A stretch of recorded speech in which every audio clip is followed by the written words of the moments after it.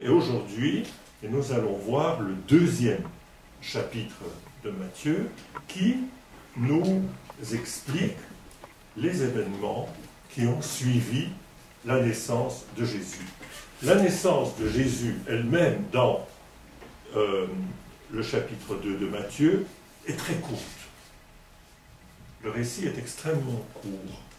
On dit seulement « Jésus était né à Bethléem, de Judée, au temps du roi Hérode ». C'est tout. On n'en dit pas plus. Ici, je profite de l'occasion pour faire un petit excursus, j'aime bien faire des excursus, pour vous parler un petit peu de ce que l'on appelle les évangiles apocryphes et les écrits apocryphes. Avant cela, je vous ai dit la fois dernière qu'il y a un autre évangile de l'enfance de Jésus qui est Luc. Et donc Luc est beaucoup plus long au sujet de l'enfance de Jésus. Dans Luc, il y a également une généalogie de Jésus. Je vous ai raconté la fois dernière que la généalogie de Luc commence par le bas et va jusqu'à Adam et Dieu, tandis que la généalogie de Matthieu commence par Abraham et descend jusque Joseph. Mais ici, je voudrais parler un petit peu des apocryphes. Et le premier apocryphe auquel on peut penser ici, c'est ce qu'on appelle le protévangile de Jacques. Le protévangile, donc le premier évangile. C'est un document qui date de la première moitié du IIe siècle après Jésus-Christ, donc c'est un document extrêmement ancien, et on en trouve déjà des manuscrits au IVe siècle. Donc c'est quelque chose qui est très ancien. C'est un document qui est fort utilisé dans l'Église d'Orient. J'ai bien dit utilisé dans l'Église d'Orient, beaucoup plus que dans l'Église d'Occident. La preuve, c'est qu'on y trouve beaucoup d'éléments sur Marie, la mère de Jésus. On y découvre toute l'histoire de l'attente, d'abord infructueuse et puis fructueuse, de Marie par ses parents Joachim et Anne. C'est dans un évangile apocryphe. On y raconte également comment elle a été présentée au temple, des choses que l'on ne trouve pas dans les évangiles de ce que l'on appelle canoniques. J'expliquerai après ce que c'est le mot canonique. Ce sont des choses qui, dans l'Église d'Orient, donc dans l'orthodoxie, sont extrêmement utilisées. Où sont-ils utilisés? On ne lit pas le protévangile de Jacques à l'Église, mais c'est utilisé dans l'iconographie, dans les fêtes et dans l'hymnographie. La fête, par exemple, tout le substrat de la fête, de la naissance de la Mère de Dieu, provient du protévangile de Jacques, également, et j'en dirai un mot, d'un autre évangile de Matthieu qui date du 7e siècle. Donc quelque chose, un apocryphe, que veut dire le mot apocryphe? Ça vient du verbe grec crypto. Et qu'est-ce que veut dire crypto? Ça veut dire caché, hein, la cryptographie. Hein? C'est un évangile apocryphe qui n'est pas lu à l'Église, qui ne fait pas partie du canon de l'Église, mais qui est utilisé, comme j'ai dit, dans l'iconographie, dans l'hymnographie, et essentiellement et beaucoup sur la naissance et l'enfance de Marie, et également, il donne des éléments sur la naissance de Jésus.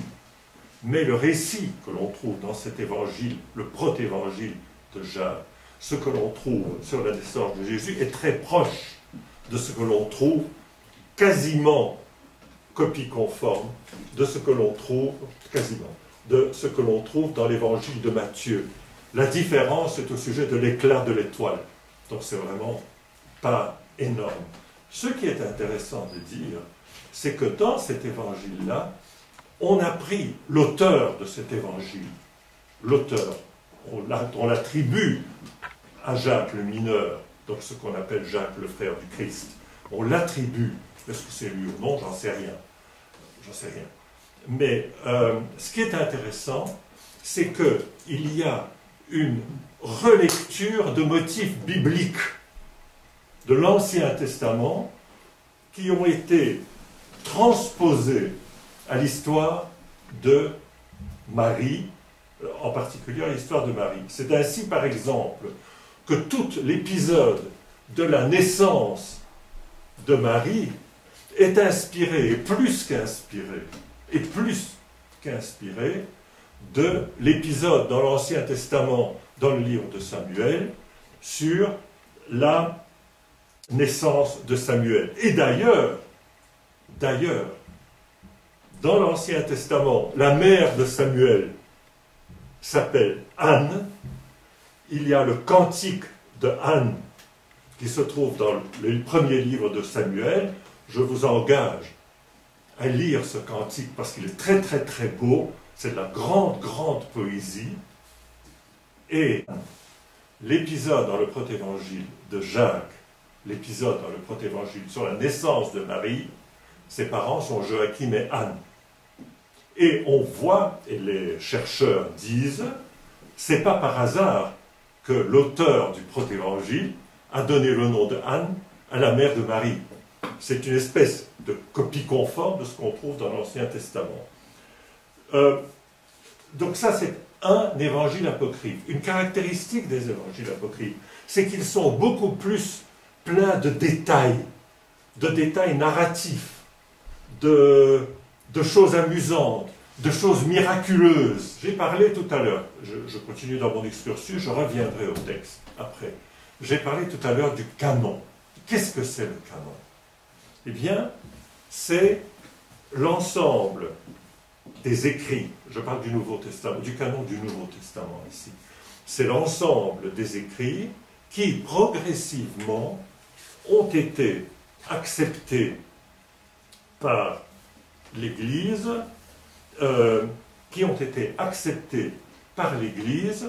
comme inspirés par le Saint-Esprit et propres à être utilisés dans les liturgies,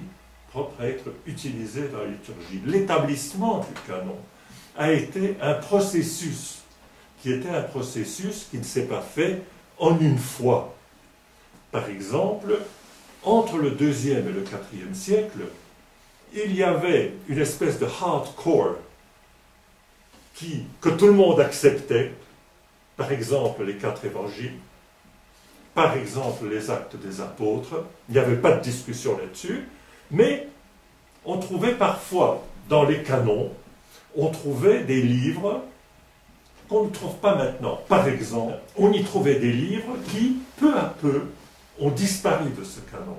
Et d'autre part, de cet ensemble. Et d'autre part, on ne trouvait pas des livres qui, après, sont apparus dans notre canon. Dans les deux, il y a eu des histoires diverses, par exemple sur le livre de l'Apocalypse, qui est le dernier livre de notre canon aujourd'hui. Le dernier livre, l'Apocalypse, n'y était pas toujours. Il y a eu des hésitations sur la 2e épître de Pierre, qui est une épître très compliquée. Idem sur l'épître de Jude. Il y a eu des hésitations. Elle était dedans, elle n'était pas dedans. L'épître de Juge, par exemple, fait appel à un passage qui vient du livre d'Hénoch, qui est un livre intertestamentaire, apocalyptique, et on trouve cela dans ce livre-là. Donc, ce canon a progressivement, il s'est figé. Ce qui est important, c'est qu'il a été reçu par l'Église, et on peut dire que le canon du Nouveau Testament, je ne parle que du canon du Nouveau Testament maintenant, ce canon a été, entre autres, finalisé par Saint Augustin. Je prendrai un saint, le saint Augustin, qui, dans son livre De Doctrina Christiana, donne la liste des écrits du Nouveau Testament qui sont considérés comme canoniques. Donc simplement, ce qu'il faut savoir, c'est que ça a été un processus, première chose. Deuxième chose qu'il faut dire, il n'y a aucune discussion sur le canon du Nouveau Testament entre les diverses églises chrétiennes.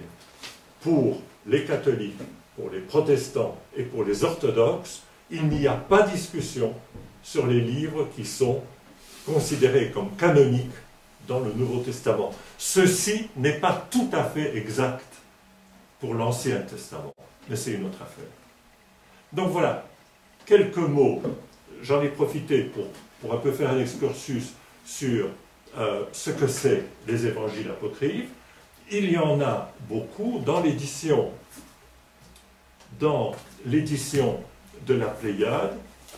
Vous avez 2 livres comme ça sur les écrits apocryphes chrétiens.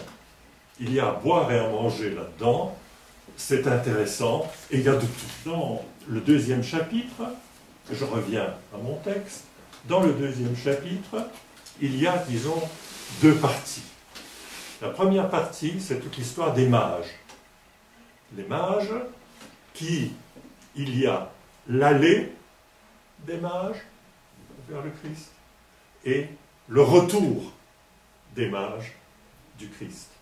Dans la 2e partie, qui est liée à l'épisode de ce que l'on appelle la fuite de l'Égypte, la fuite en Égypte, vous avez de la même manière un aller vers l'Égypte et un retour de l'Égypte. Vous entendez déjà, quand je vous parle de l'aller vers l'Égypte et je vous parle du retour de l'Égypte, vous entendez tous Exode, le peuple juif qui est allé en Égypte et puis qui en est parti, l'Exode.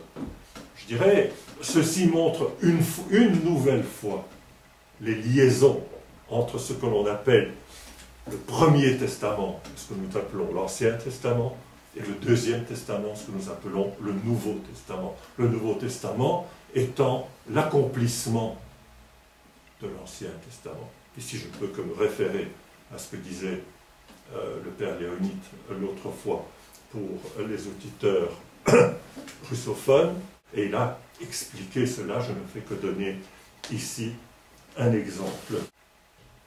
Alors, lisons ce que l'on nous dit. Donc, Jésus était né à Bethléem de Judée au temps du roi Hérode. Bon, Bethléem de Judée, ça, c'est lié, Bethléem, donc c'est en Judée, ça fait partie de ce que l'on appelait le royaume de Juda, et c'est lié à l'histoire de David.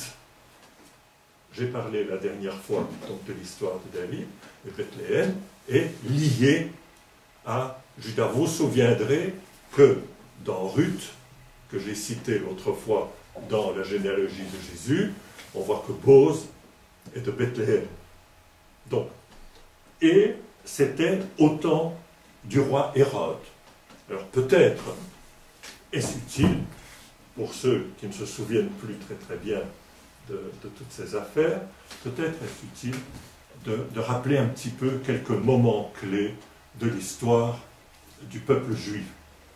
On va commencer par l'exil de Babylone. Donc l'exil de Babylone, c'est 6e siècle avant Jésus-Christ. D'accord ? 587, je crois, à 530, quelque chose comme ça. Bon, peu importe. Donc, c'était donc à Babylone, et ensuite commence l'ère qui est l'ère, la domination des Perses sur Israël. Cyrus, le roi Cyrus, a fait sortir les Juifs exilés de Babylone, et on a cette époque babylonienne, on l'a jusque quelque part au IVe siècle, où commence l'époque hellénistique.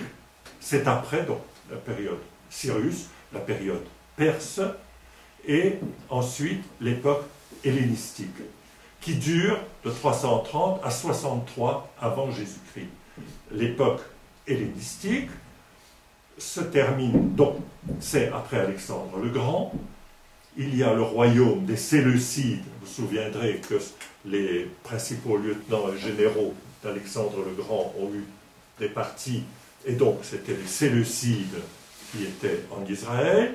Et puis est arrivé un roi qui s'appelait Antiochus Épiphane, qui était apparemment très méchant, qui persécutait les Juifs, qui voulait faire tout le mal possible, et il y a eu ce que l'on appelle la révolte des Maccabées. C'était 7 frères, je crois, et ils ont fait la guerre, la révolte contre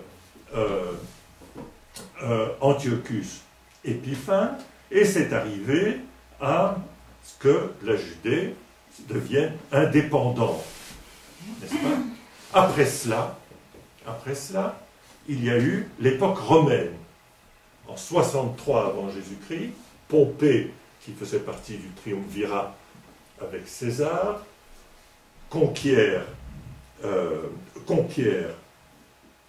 Terre Sainte, et arrive quelqu'un qui n'est pas juif, c'est Hérode. Il était iduméen, donc Hérode, ce qu'on appelle Hérode le Grand, iduméen, un roi iduméen, qui venait de Édom. Et Édom, c'est quelque part au-dessus du Negev. C'était des grands ennemis, toujours des Israélites. Dans toute la Bible, il y a la bagarre entre Édom et le peuple saint. Donc, je vous rappelle cela, donc c'est un roi qui est sous la protectorat romain, mais un roi qui est là. Et nous verrons, dans l'histoire que nous lirons ici, nous verrons qu'il y a Hérode, tout ce qu'il fait, et après on voit ses fils, etc., dans cette histoire-là. Alors, donc ça c'est quelques mots sur Hérode, et nous lisons ensuite que voici que des mages venus d'Orient arrivèrent à Jérusalem et demandèrent où est le roi des Juifs qui vient de naître.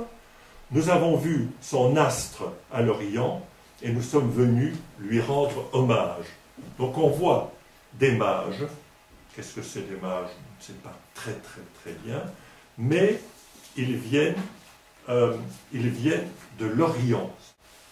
Alors, il est clair que ces mages, dans l'histoire évangélique du 2e chapitre, vous verrez que ces mages venus de l'Orient sont présentés d'une manière positive, tandis que Hérode, et nous verrons, est présenté d'une manière extrêmement négative.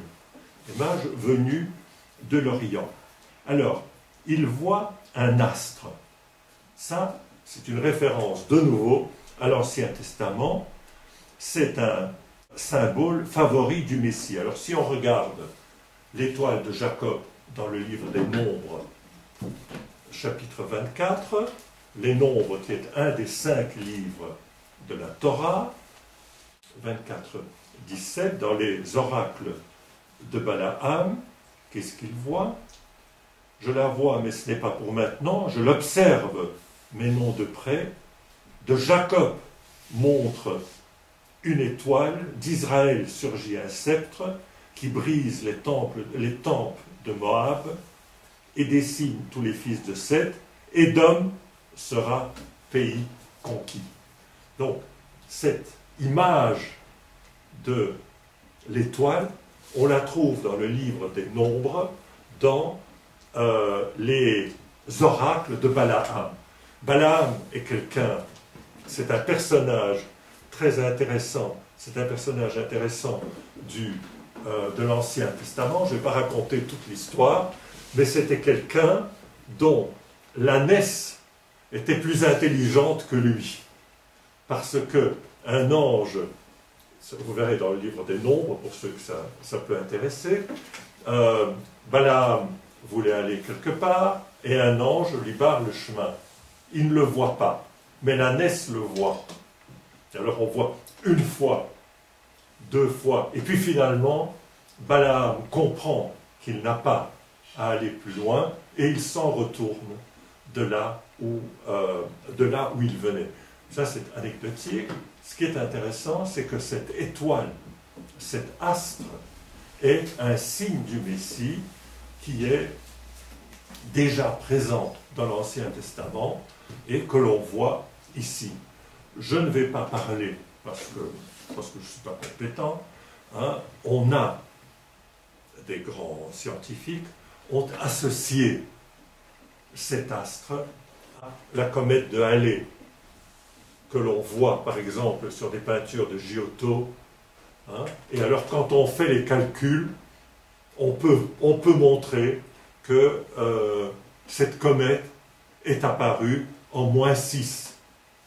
Vous savez que aujourd'hui, on estime que Jésus a dû être né entre -5 et -6, avant le moment zéro. Au regard de ça, avec les empereurs romains, etc., c'est pas tellement important. Mais simplement, des gens ont dit, ah mais oui, cette étoile, c'était la comète de Halley que les mages ont vue et qui les a guidés vers l'endroit où était Jésus. Je voudrais ici citer un autre livre dont peut-être que vous ne connaissez sans doute pas. C'est ce que l'on appelle, et où apparaît aussi cette étoile, c'est ce qu'on appelle un des écrits intertestamentaires. Donc, disons, du temps du deuxième temple, disons entre -200 et +100, disons, il y avait toute une série de livres prophétiques, apocalyptiques, etc., qui ont paru, et dont certains ont été retrouvés dans les grottes de Qumran. Et donc, aujourd'hui, ces écrits, et je vais parler explicitement, que certains scientifiques ont estimé très tardifs et écrits par les chrétiens, et je parle ici du Testament des 12 patriarches, c'est un livre, le Testament des 12 patriarches, et je parlerai ici, je donnerai un exemple du Testament de Judas, toujours celui-là qui est dans la généalogie d'ailleurs de Jésus. Eh bien, on a trouvé dans les grottes de Qumran des morceaux de ce testament. Ici, il importe de dire, et le père Léonide l'a dit l'autre fois, de nouveau en russe, toute l'importance des découvertes qui ont été faites à Qumran. Toute l'importance qui a permis de dater certains écrits, qui a permis également de trouver des versions de la Bible hébraïque plus anciennes que celle des Masorètes, qui date du 8e, 9e siècle, qui a été mise en forme au 8e, 9e siècle. C'est très très important. Eh bien, je vais lire un tout petit, pour que vous sentiez un petit peu la poésie de ce que c'est ce genre de texte. C'est une partie du Testament de Judas, qui date certainement de avant Jésus-Christ. Après cela, une étoile se lèvera pour vous de Jacob, dans la paix, et un homme se lèvera de ma descendance comme un soleil de justice. Mais le soleil de justice, c'est quelque chose, c'est une qualification que l'on trouve de Jésus, et que l'on trouve dans ce texte-ci, qui n'est pas un écrit chrétien postérieur, hein, parce qu'on pourrait dire, oui, les chrétiens, pour justifier leur foi, ont écrit des livres après, et qu'ils ont antidaté. C'est ce qu'on appelle, on pourrait parler ici de pseudépigraphes. Il y a ce que l'on appelle les pseudépigraphes, qui est une autre affaire encore. Eh bien, ici, on trouve, après cela, une étoile se lèvera pour vous de Jacob dans la paix, et un homme se lèvera de ma descendance comme un soleil de justice, donc Jésus assimilé au soleil, marchant avec les hommes dans la douceur et la justice, et on ne trouvera en lui aucun péché.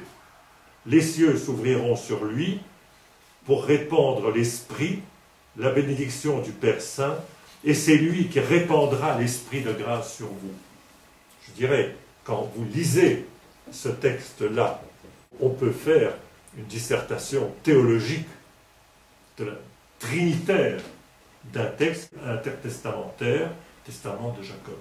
Donc voilà, il y a des livres très intéressants dans les intertestamentaires, par exemple le livre d'Hénoch dont j'ai parlé tout à l'heure et qui est cité dans le livre de Jude. Il faut rappeler que les Juifs ne sont pas les seuls à attendre le Sauveur à cette époque. Vous vous souviendrez que, pour ceux qui, au collège, ont vu Virgile, la 4e églogue de Virgile, un poète latin du temps d'Auguste, eh bien, on voit également qu'il y a un Sauveur qui naîtra d'une vierge. Alors, je crois, il ne faut pas aller trop loin. Il ne faut pas aller trop loin ici en disant, mais regardez, Virgile est peut-être un saint, on en ferait un prophète, etc. Je crois que ce n'est pas ça qu'il faut dire. On peut dire, je pense, que peut-être le monde était prêt. Le monde, et pas seulement Israël, pas seulement la Terre Sainte, il était prêt à attendre. Certains disent cela, et donc on voit des choses un petit peu partout, et je vous cite Virgile ici. Certains disent également que dans la visite des mages, certains y voient un parallèle avec la visite de la reine de Saba à Salomon. Bon, peut-être oui, peut-être non. Mais continuons à lire sur ces mages. À cette nouvelle, le roi Hérode fut troublé, et tout Jérusalem avec lui. Il assembla tous les grands prêtres et les scribes du peuple. Les grands prêtres et les scribes, vous entendez des mots que l'on trouve plus tard dans les évangiles. Toutes les conversations entre le Christ et les grands prêtres et les scribes. On les retrouve ici, qui sont autour d'Hérode. Les grands prêtres, c'est certainement cette importance du temple,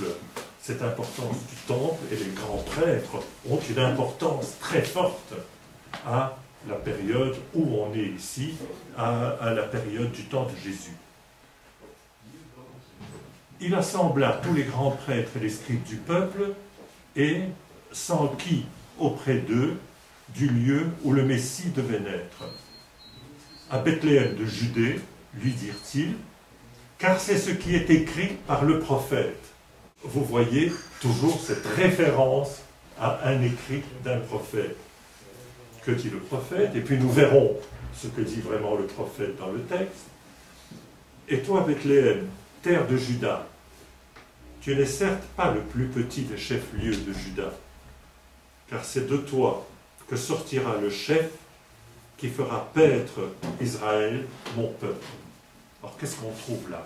Alors, la première chose que l'on trouve ici, c'est une prophétie de Michée. Michée, qui est un des petits prophètes, entre guillemets. Il y a ce qu'on appelle les grands prophètes, Isaïe, Jérémie, Ézéchiel et Daniel, et puis les 12 petits prophètes, qui sont petits parce que les textes sont relativement courts. Alors regardons le chapitre 5 de Michée. Voilà ce qu'il dit. Donc vous vous souvenez de ce que j'ai dit, plus ou moins de ce que j'ai dit dans le texte de l'Évangile, hein, qui était, je le reprends pour qu'on n'oublie pas, et toi Bethléem, terre de Juda, tu n'es certes pas le plus petit des chefs-lieux de Juda, car c'est de toi que sortira le chef qui fera paître Israël. Que dit Michée? Et toi, Bethléem, Ephrata, trop petite pour compter parmi les clans de Judée, de toi sortira pour moi celui qui doit gouverner Israël. Ses origines remontent à l'Antiquité, aux jours d'autrefois. Vous voyez, là, l'auteur, si vous voulez, l'auteur cite Michée. Pourquoi? Parce que, n'oublions jamais, que Matthieu s'adresse essentiellement à des chrétiens d'origine juive. C'est le but, l'objectif de Matthieu. Et donc, Matthieu va citer des prophéties qui sont bien connues de ses lecteurs. Et il va les citer, montrer l'accomplissement. Mais alors, il y a une deuxième prophétie qui est là-dedans, c'est sur le berger, c'est dans 2 Samuel 5, 2. Il y a longtemps déjà, David, roi d'Israël, notit sur le règne de David. Toutes les tribus d'Israël vinrent trouver David à Hébron et lui dirent: nous voici, nous sommes les os et ta chair. Il y a longtemps déjà, quand Saül était notre roi, c'était toi qui faisais sortir et rentrer Israël. Or, le Seigneur t'a dit: c'est toi qui feras paître Israël, mon peuple, et c'est toi qui seras le chef d'Israël. Donc on voit dans cette citation un agglomérat de 2 citations, Michée, un prophète, et un livre, ce qu'on appelle un livre historique, qui est le premier livre de Samuel. Ceux qui utilisent, parmi vous, ceux qui utilisent une traduction qui vient du grec de la Septante, eux parlent des 4 livres des rois. Roi 1, 2, 3, 4. Chez nous, à l'Église, c'est comme ça que ça s'appelle. Dans la top et d'après la Bible juive, dans la top et d'après la Bible juive, on parle de 1 Samuel, 2 Samuel, et puis 1 roi et 2 rois. Et c'est le même texte. Mais simplement pour se retrouver, des petites difficultés que l'on peut avoir. Alors, on voit la visite des mages, et là, on ne trouvera pas de citation directe de l'Ancien Testament, on devine des allusions. Et c'est par exemple l'allusion de l'étoile de Jacob, et on continue à lire. Alors Hérode fit appeler secrètement les mages, se fit préciser par eux l'époque à laquelle l'astre apparaissait, et les envoya à Bethléem en disant: allez vous renseigner avec précision sur l'enfant, et quand vous l'aurez trouvé, avertissez-moi pour que moi aussi j'aille lui rendre hommage. Donc on montre Hérode dans les couleurs les plus négatives. Sur ces paroles du roi, ils se mirent en route. Et voici que l'astre qu'ils avaient vu à l'Orient, et n'oubliez pas ex oriente lux, qu'ils avaient vu à l'Orient, avançait devant eux, jusqu'à ce qu'il vint s'arrêter au-dessus de l'endroit où était l'enfant. À la vue de l'astre, ils éprouvèrent une très grande joie. Entrant dans la maison, ils virent l'enfant avec Marie sa mère, et se prosternant, ils lui rendirent hommage.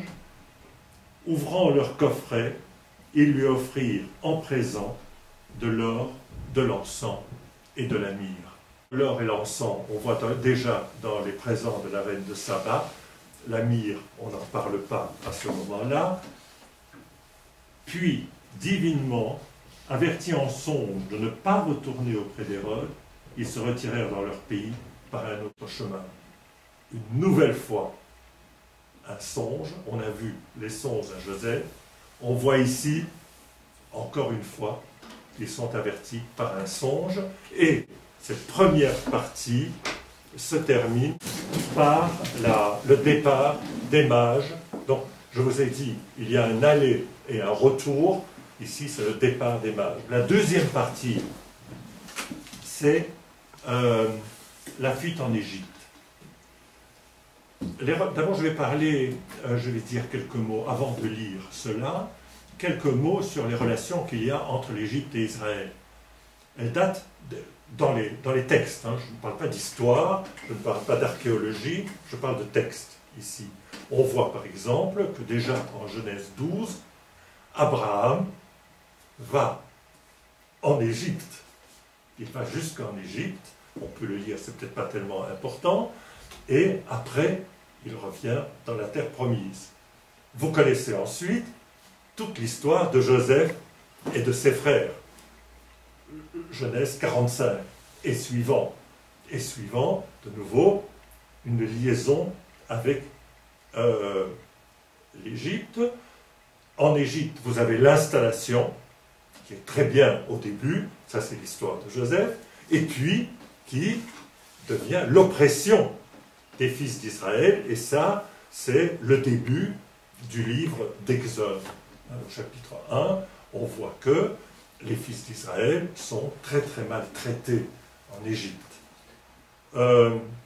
Ensuite, vous avez bien sûr tout ce qui est lié à l'Exode, le départ des fils d'Israël, d'Égypte, et qui sont dans le désert, et puis qui arrivent, ça en Josué, qui arrivent dans la terre promise.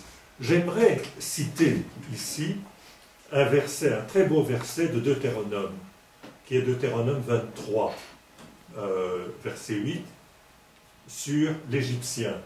Je prends toujours la traduction de la TOP, je n'ai pas d'autre traduction ici. Tu ne considéreras pas l'Égyptien comme abominable, car tu as été un émigré par Oikos dans son pays. Je crois que c'est très important. Tu ne considéreras pas l'Égyptien comme abominable, parce que toi, tu as été émigré dans son pays. Ce que je crois, et ce qui va nous frapper dans le retour d'Égypte que nous lirons, c'est, je l'ai déjà dit, un parallèle à l'Exode. Et si on prend ce que nous rappelle un grand saint, un grand théologien des pays d'Occident, qui est un saint orthodoxe, saint Irénée de Lyon, pour lui, le Christ, dans son ministère, il parcourt le même chemin qu'Israël dans l'Ancien Testament. Il y a cette récapitulation que l'on trouve dans le Nouveau Testament par rapport à l'Ancien Testament. Ensuite, une autre chose qui mérite d'être dite, il y avait une très grande diaspora hébraïque en Égypte, essentiellement à Alexandrie. Vous savez par exemple que à un certain moment, quand on regarde par exemple le livre de Joseph, quand on voit par exemple la lettre d'Aristée, qui nous raconte un petit peu cela, qui est un livre intertestamentaire d'ailleurs, la lettre d'Aristée, je vous recommande, c'est intéressant à lire, eh bien on y raconte tout l'épisode que le roi d'Égypte a voulu avoir, pour sa bibliothèque d'Alexandrie, il a voulu avoir une traduction des livres saints. Et donc, il a demandé, il a envoyé des gens à Jérusalem. Il y a eu 70 ou 72, je ne sais plus très bien, 70 ou 72 traducteurs qui ont fait une traduction de la Bible hébraïque, qui l'ont traduite, et cet ouvrage a été conservé à la bibliothèque d'Alexandrie. C'est ce que l'on appelle la Septante. Et je vous ai dit la fois dernière que c'est intéressant pour nous, orthodoxes, à deux points de vue.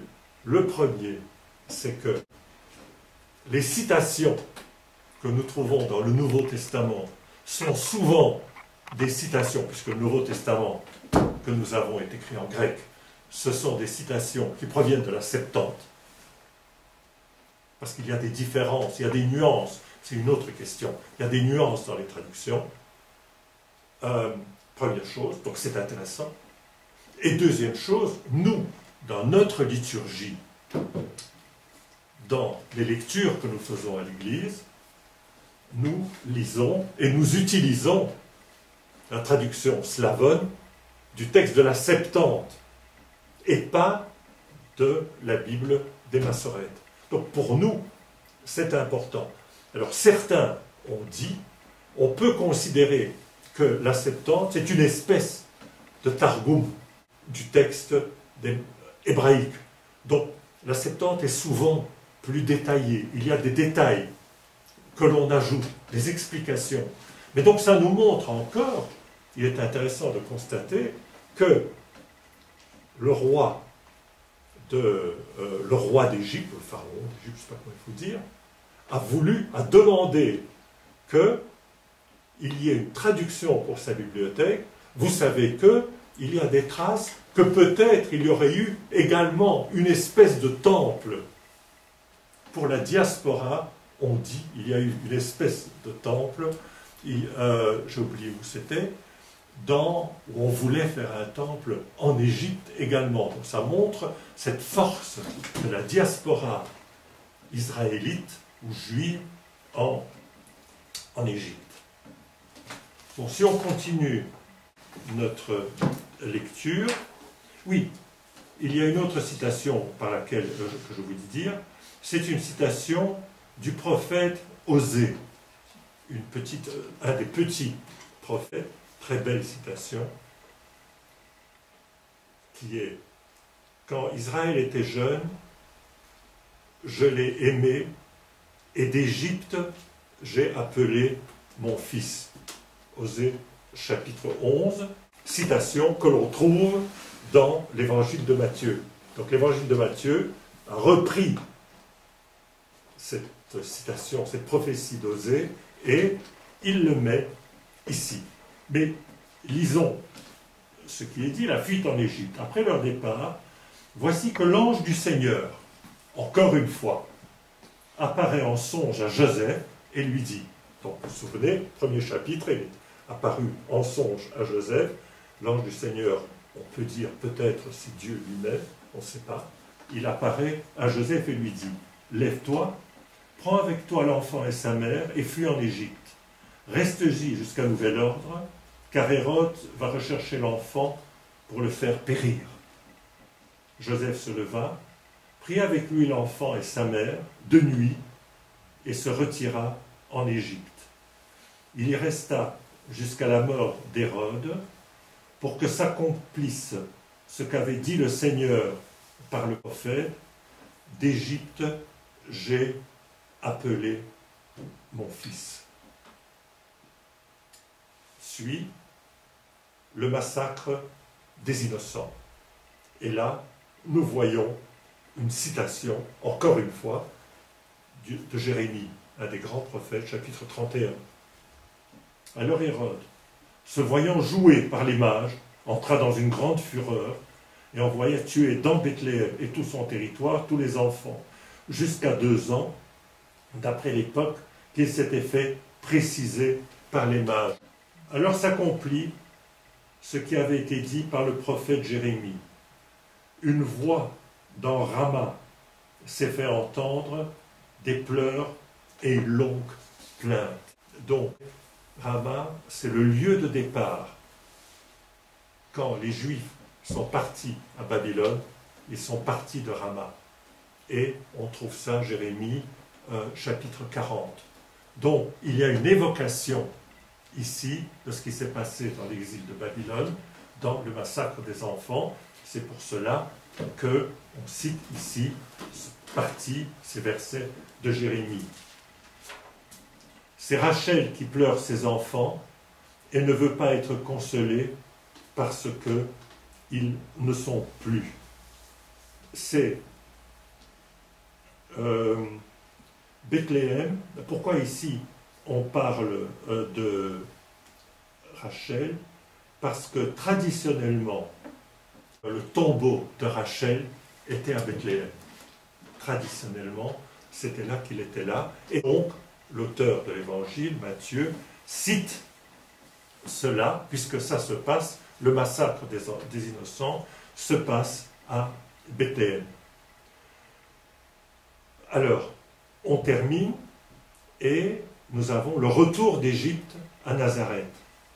Après la mort d'Hérode, l'ange du Seigneur apparaît en songe à Joseph en Égypte et lui dit « Lève-toi, prends avec toi l'enfant et sa mère et mets-toi en route pour la terre d'Israël. En effet, ils sont morts, ceux qui en voulaient à la vie de l'enfant. » Joseph se leva, prit avec lui l'enfant et sa mère, et il entra dans la terre d'Israël.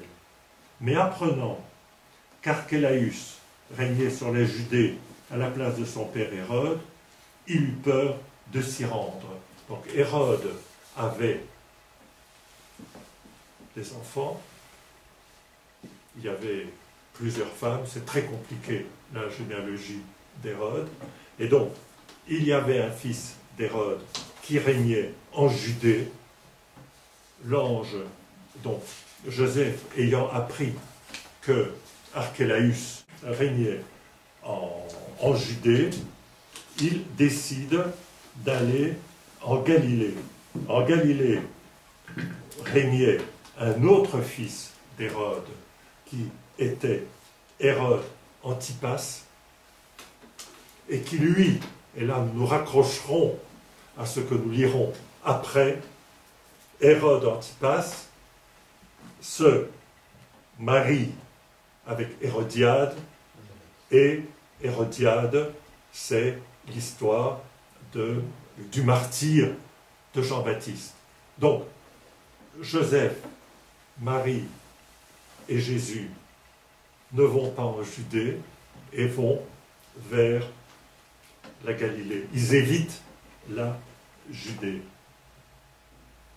Mais apprenant qu'Archélaüs régnait sur la Judée à la place de son père Hérode, il eut peur de s'y rendre, et divinement averti en songe, et c'est la dernière fois dans le 2e chapitre, il se retira dans la région de Galilée et vint habiter une ville appelée Nazareth, pour que s'accomplisse ce qui avait été dit par les prophètes, il sera appelé Nazoréen. Alors, deux choses à dire. La Galilée était considérée, à l'époque, comme vraiment la province de la province par rapport à la Judée. Je crois que ça, c'est un premier point. Il y a toujours cette opposition entre la Galilée et la Judée, et vous savez que dans les synoptiques, vous savez que la grande partie du ministère de Jésus s'est passée en Galilée. Et dans les synoptiques, la mort et la résurrection de Jésus se passent en Judée. Et le ministère de Jésus s'est passé en Galilée. Alors, il y a une difficulté quand on dit pour que s'accomplisse ce qui avait été dit par les prophètes, il sera appelé Nazoréen. Le problème ici, c'est qu'on ne trouve pas dans les prophètes texto cette expression. Nous avons vu que plusieurs prophéties étaient reprises des prophètes. On ne trouve pas explicitement cette traduction. Il sera appelé Nazoréen. Donc, c'est comme ça. C'est comme ça. Alors, on peut se poser une autre question. Pourquoi est-ce que dans le texte, il est dit, il sera appelé Nazoréen? Première chose que j'ai regardé dans le texte grec, the Greek New Testament, où vous avez toutes les leçons variantes de tous les manuscrits, pas tous les manuscrits principaux. Eh bien, il n'y a aucun, dans tous les manuscrits, c'est bien écrit, il sera appelé Nazoréen. Il n'est pas écrit, il n'y a pas d'autres qui ont écrit Nazaréen. Il n'y a pas de leçon variante. Bon, c'est une constatation. Alors, plusieurs explications ont été données à cela. Une, qui est la plus simple, c'est de dire, on fait référence à ce que l'on appelle Nazir. C'est quelqu'un qui est consacré à Dieu. Ce sont les racines N-Z-R, qui est consacré. Et on a dit, tiens, est-ce que ce n'est pas lié à cela? Bon, j'en sais rien. Je n'en sais rien. Il y a plusieurs explications qui existent. Ce que je pense, que pour une raison que je ne sais pas, nous devons comprendre cela simplement d'un point de vue toponymique. Simplement, c'est dire, il a habité à Nazareth. Pourquoi écrit-on ça? il a été nazoréen, je ne sais pas, il a habité à Nazareth. Alors, un point intéressant, c'est le suivant, et je terminerai par là. On ne trouvait nulle part de témoins. Qu'est-ce que c'est cette ville de Nazareth? On ne trouvait pas. On ne trouvait pas. On se demandait, tiens, qu'est-ce que c'est que ça? Est-ce que cette ville a jamais existé? Eh bien, j'ai lu tout à fait récemment, dans un des bouquins que j'avais ici, j'ai lu récemment qu'on a trouvé un témoin, une inscription qui, suivant les savants, daterait du IVe siècle avant notre ère, où on trouve cette inscription. Donc, semble-t-il, il y a un témoin qui montre qu'il y avait bien une ville ou un village de Nazareth qui existait à l'époque. Alors, on trouve très souvent, dans les actes des apôtres, ce mot de nazaréen existe, on ne dit pas nazaréen, ça existe, donc ça c'est clair, c'est un attribut à Jésus, et même, vous savez que on pense que si on lit chapitre 24, verset 5, ce sera ma dernière référence, où l'on parle des chrétiens, 24 chapitre 5, voilà, c'est le réquisitoire de Tertullus contre Paul. Nous avons découvert que cet homme était une peste, qu'il provoquait des émeutes parmi tous les juifs du monde, et que c'était un chef de file de la secte des Nazoréens. Donc on trouve ce mot dans les actes des apôtres. Vous savez que, donc, le chef de file de la secte des Nazoréens, vous savez que le nom qui a été donné à ceux qui ont suivi le Christ, c'est chrétien. Et ça, dans les actes des apôtres, on voit que c'est à Antioche que pour la première fois, ceux qui suivaient Jésus ont été appelés chrétiens. Mais ici, on parle d'une secte des Nazoréens. Donc, voilà ce que je voulais dire aujourd'hui sur ce deuxième chapitre. La fois prochaine, si tout va bien, et si vous avez la patience de m'écouter, nous regarderons le troisième chapitre. On est déjà bien avancé dans notre boulot. Le troisième chapitre qui parle du baptême de Jésus. Et là, un point très très important, c'est qu'on y voit une théophanie, on y voit une manifestation de la Sainte Trinité pour la première fois dans cet évangile. Voilà, je vous remercie pour votre attention.